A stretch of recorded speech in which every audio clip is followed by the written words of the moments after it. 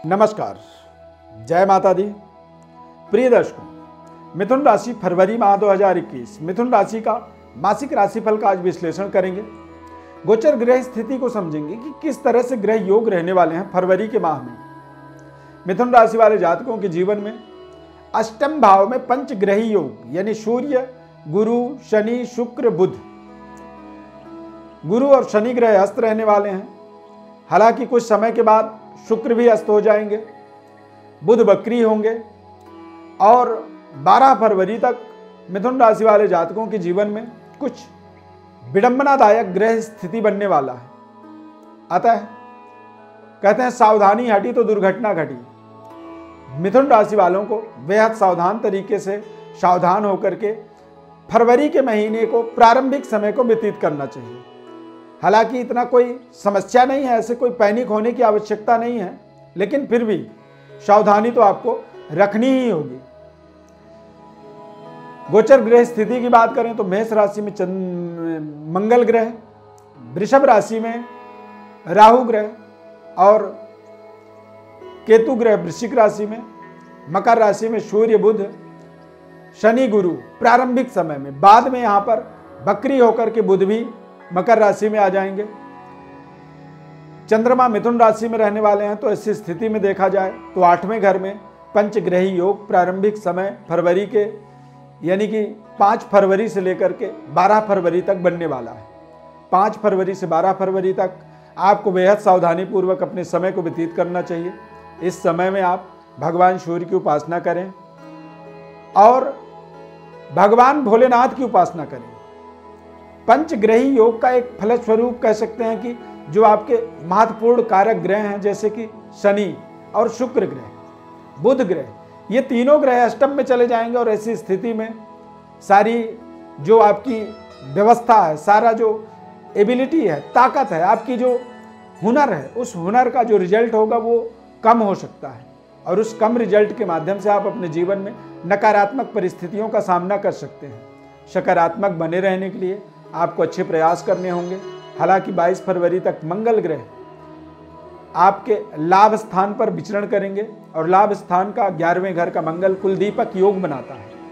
कुलदीपक योग के माध्यम से जो आप पराक्रम करेंगे उन पराक्रमों का आपको अच्छे परिणाम तो प्राप्त हो सकते हैं, लेकिन अष्टम में ग्रह योगों का, पंच ग्रह योगों का एक प्रभाव फलस्वरूप कह सकते हैं कि वो आपके पराक्रम को प्रभावित कर सकते हैं, सेहत स्वास्थ्य को डिफीट कर सकते हैं या फिर अचानक कुछ ऐसे एनिमीज, कुछ ऐसी शत्रुता आपके सामने प्रकट हो सकती है जिनका कोई आपसे लेना देना नहीं है।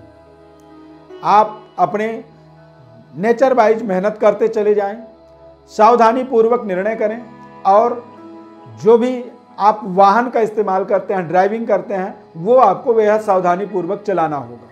मिथुन राशि वाले जातकों के लिए अचानक कुछ अच्छे परिवर्तन योग मिलेंगे। कुछ ऐसे प्रस्तावना आपको आते हुए जीवन में दिखेंगे कि जैसे बस रातों रात आपको रंग से राजा बनने का अवसर मिल गया है, लेकिन ऐसे प्रस्तावना आपके लिए प्रलोभन मात्र ही हो सकते हैं। उनके कोई बहुत बड़े लाभ आपको नहीं मिलेंगे, क्योंकि अष्टम में जब आपके सारे ताकतवर ग्रह, सारे शुभ फल प्रदान करने वाले ग्रह अष्टम में विराजमान होंगे तो ऐसी स्थिति में वो आपके लिए बहुत अच्छा नहीं कर पाएंगे। भाग्य को बलवान करने के लिए या भाग्य का नकारात्मक प्रभावों को दूर करने के लिए नीलम रत्न और एक पन्ना रत्न का इस समय में आपको प्रयोग करना चाहिए।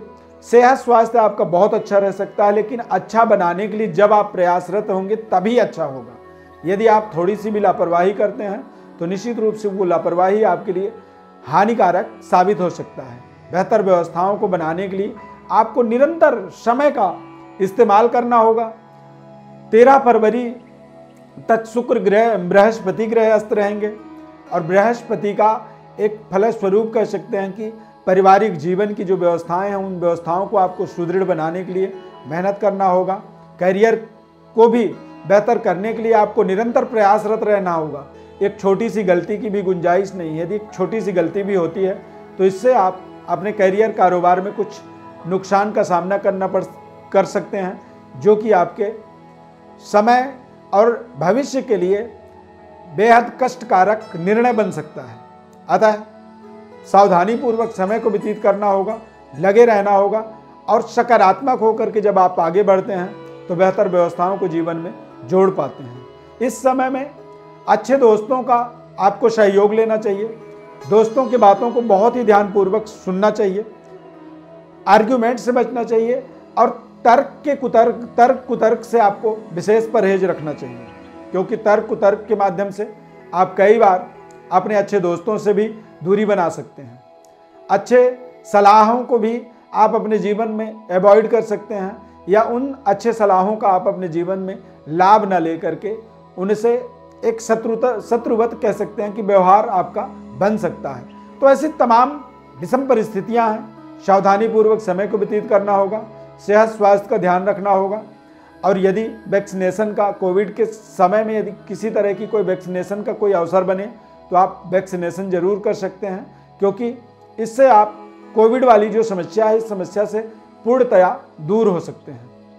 कोविड की समस्या का समाधान होना भी हमारे जीवन में बेहद महत्वपूर्ण हमारी जिम्मेदारी है।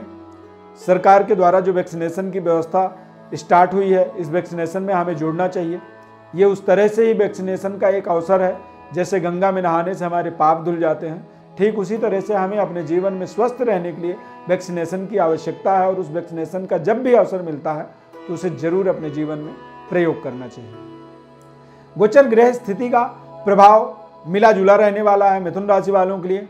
इस समय में कोई भी बड़ी इन्वेस्टमेंट या कोई भी मांगलिक कार्यों में आपको बेहद सावधानी पूर्वक ही निर्णय करना चाहिए। समय बड़ा ही पेचीदा रहने वाला है और ऐसी स्थिति में समयाभाव के कारण से तमाम ऐसे बात हैं जिन्हें हम आपसे कहना तो चाहते थे, लेकिन समय अभाव के कारण से ही उन बातों को हम आपको शॉर्टकट में यानी कि सूक्ष्म रूप से हमने आपको बताया है। विस्तृत विश्लेषण के लिए आप हमारे व्हाट्सएप नंबर पर अपनी बर्थ डिटेल लिख करके भेज सकते हैं। आपके जीवन के महत्वपूर्ण पहलुओं को, आपके जीवन के महत्वपूर्ण निर्णयों को हम आपको बिल्कुल ध्यानपूर्वक सटीक रूप से विश्लेषण करके बताते हैं। निसंकोच आप हमारे व्हाट्सएप नंबर का इस्तेमाल कर सकते हैं और अपने जीवन में इसका पूर्ण लाभ ले सकते हैं। हमारे साथ आप जुड़ें, हमारे चैनल को आप सब्सक्राइब जरूर करें, लाइक करें, बेल के बटन को क्लिक करें, निरंतर हमारे साथ जुड़े रहें। माता रानी की अपार कृपा आपके ऊपर बनी रहे, ऐसी शुभकामना के साथ इस कार्यक्रम में बस इतना ही। बहुत बहुत धन्यवाद। जय माता दी।